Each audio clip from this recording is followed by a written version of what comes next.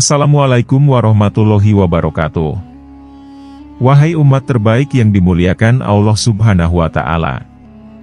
Semoga teman-teman semua selalu dalam lindungan Allah Subhanahu wa Ta'ala, serta dalam keadaan sehat walafiat. Amin ya Rabbal Alamin.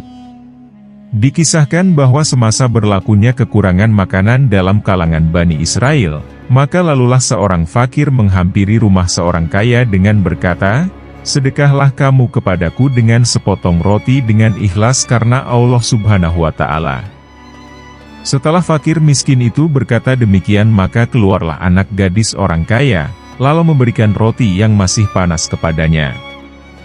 Ketika gadis itu memberikan roti tersebut, maka keluarlah bapak gadis tersebut yang bakhil itu terus memotong tangan kanan anak gadisnya sehingga putus.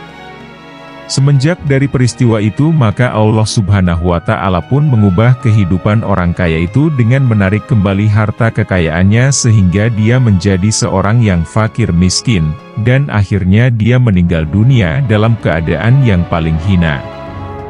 Anak gadis itu menjadi pengemis dan meminta-minta dari satu rumah ke rumah.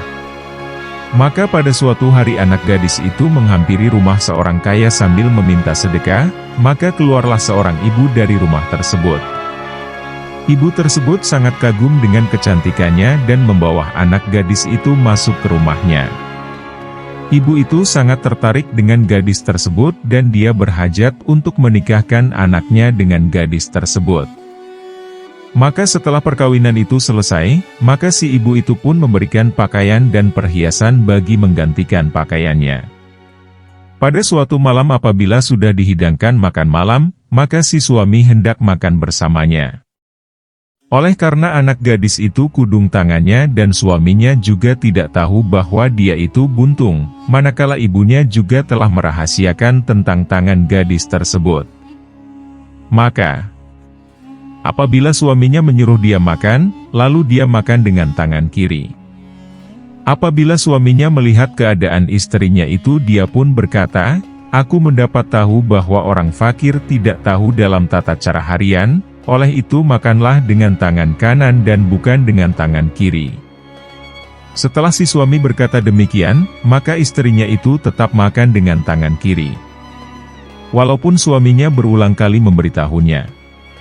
Dengan tiba-tiba terdengar suara dari sebelah pintu, "Keluarkanlah tangan kananmu itu wahai hamba Allah, sesungguhnya kamu telah mendermakan sepotong roti dengan ikhlas karenaku, maka tidak ada halangan bagiku memberikan kembali akan tangan kananmu itu." Setelah gadis itu mendengar suara tersebut, maka dia pun mengeluarkan tangan kanannya, dan dia mendapati tangan kanannya berada dalam keadaan asalnya, dan dia pun makan bersama suaminya dengan menggunakan tangan kanan.